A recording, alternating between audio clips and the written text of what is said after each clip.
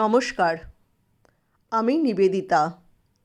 শুধুই গল্প নিবেদিতা চ্যানেলে আমার সকল শ্রোতা বন্ধুকে স্বাগত জানাই।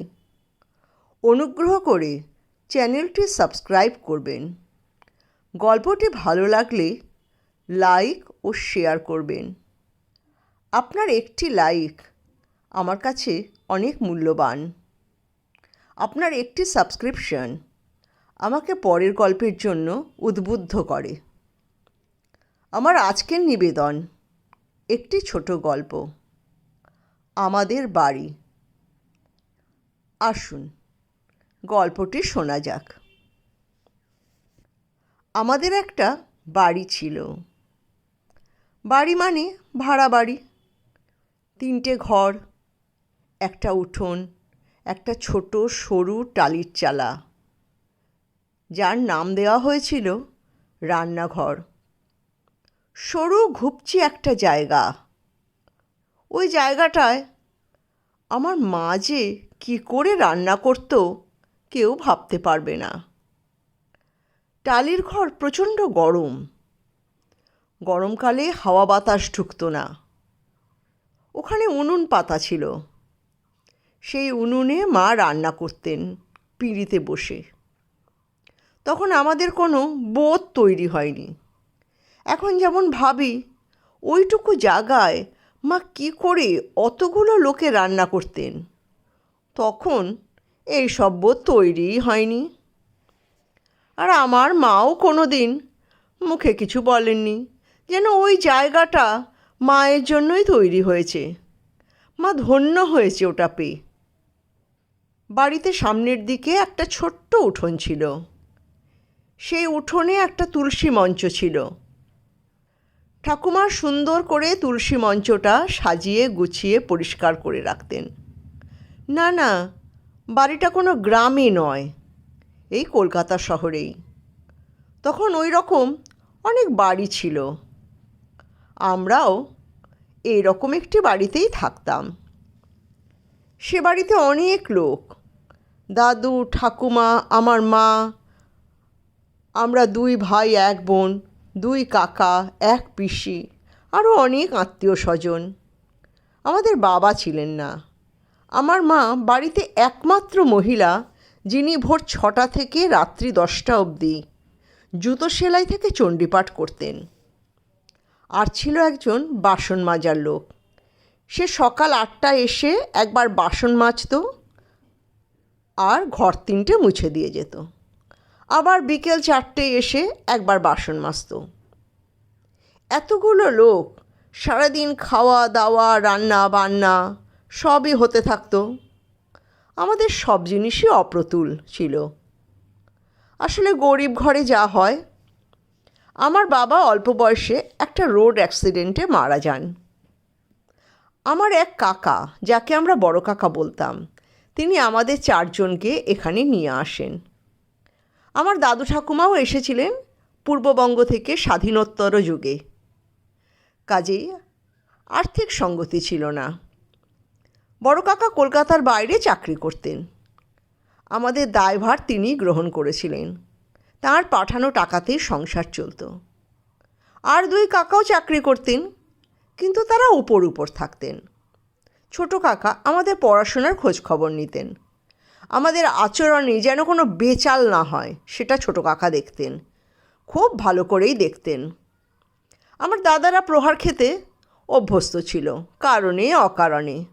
অনেকটা ওই চিলে কান নিয়ে গেছে ওরকম ব্যাপার। সত্যি মিথ্যা যাচাই হওয়ার আগেই তাদের প্রহার চলতে থাকতো। ভাগ্যের বিড়ম্বনা আর কাকে বলে। ছোট কাকার চিন্তা ছিল ভাগ্যহীন বালক বালিকাগুলো যেন মানুষ হয়, কোনো রকম বদ সঙ্গে না পড়ে। তাই নজর ছিল খুব কড়া।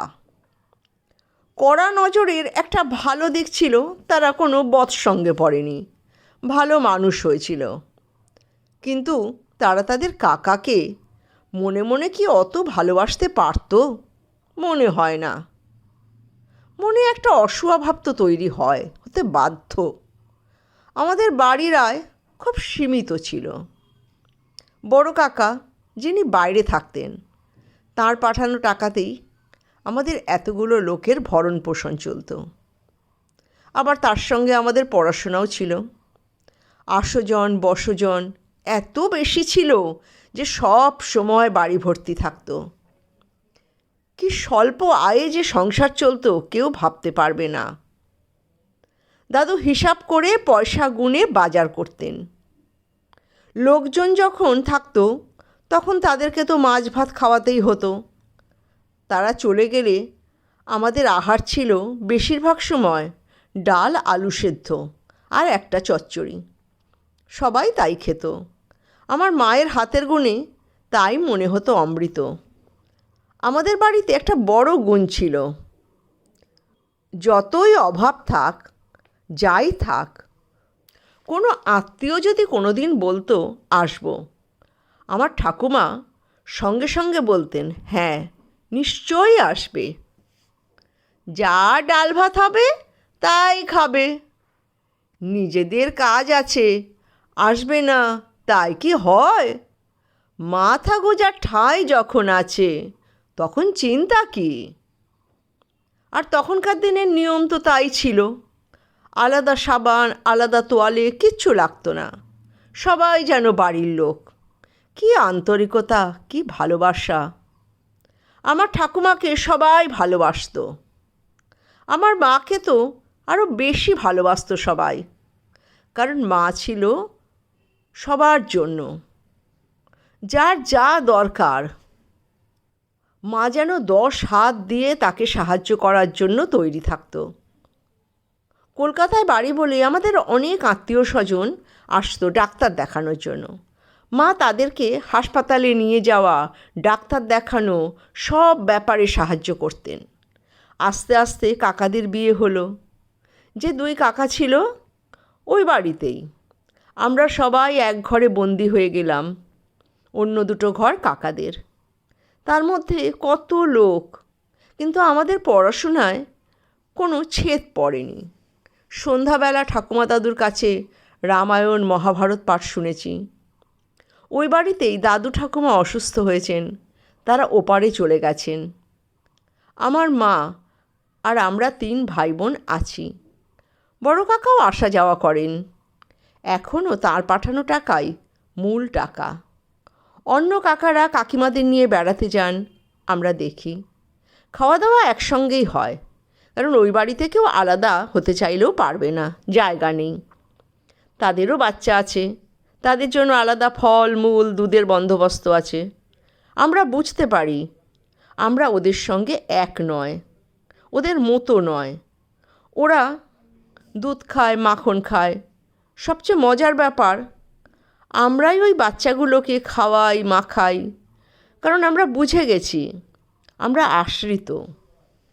তাই আমরা ওদের কাজ করে দিই। তবু সত্যি কথা বলবো, কাকারা কোনো দিন ভেদাভেদ দেখাননি। কাকিমারা তো বাইরের মেয়ে, অন্য বাড়ির। তারা একটা বাড়ির নিয়ম জানবে কি করে? সেই বাড়ির প্রত্যেকের সঙ্গে প্রত্যেকের সম্পর্ক জানবে কি করে? তাই বাড়িতে মনে মনে প্রাচীর উঠতে থাকে, ভেদাভেদ বাড়তে থাকে।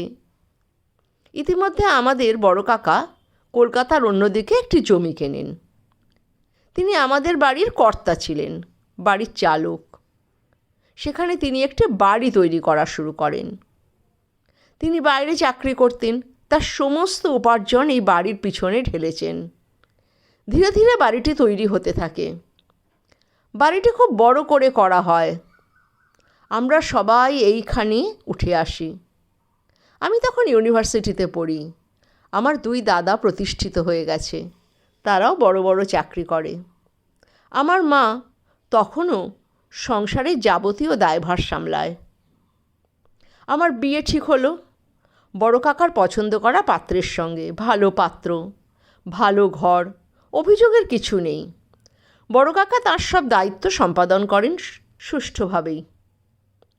এদিকে আমার কাকাদের ছেলে মেয়েদের কিন্তু আমরা 3 ভাই বোন খুব দেখেছি। আমরা মনে করেছি এটা আমাদের কর্তব্য।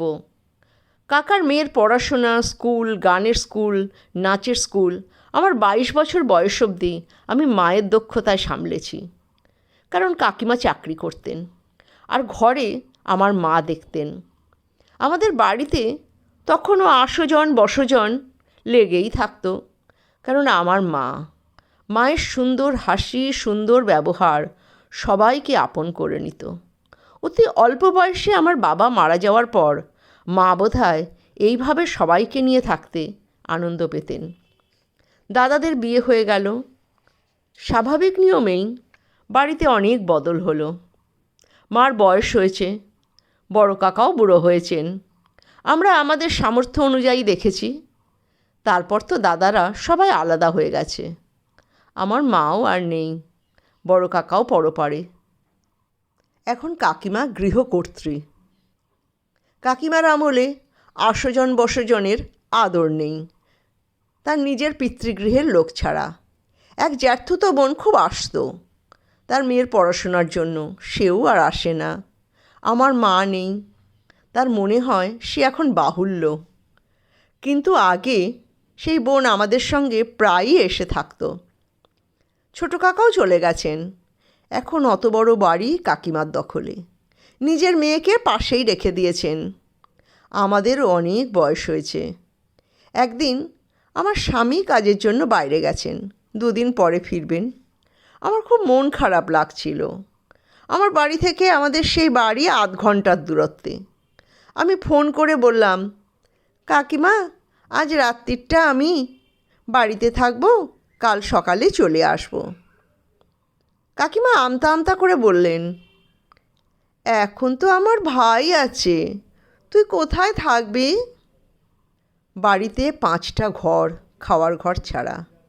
আমি অবাক হয়ে গেলাম, কথা হারিয়ে গেল। ফোন রেখে দিলাম। যে বাড়িকে নিয়ে আমরা গর্ববোধ করতাম, যে বাড়ি ছিল সবার জন্য অবারিত দ্বার, সেই বাড়িতে আমি বাড়ির মেয়ের কোনো জায়গা নেই। অথচ ওই বাড়িতে আমার মায়ের গায়ের গন্ধ এখনও লেগে আছে।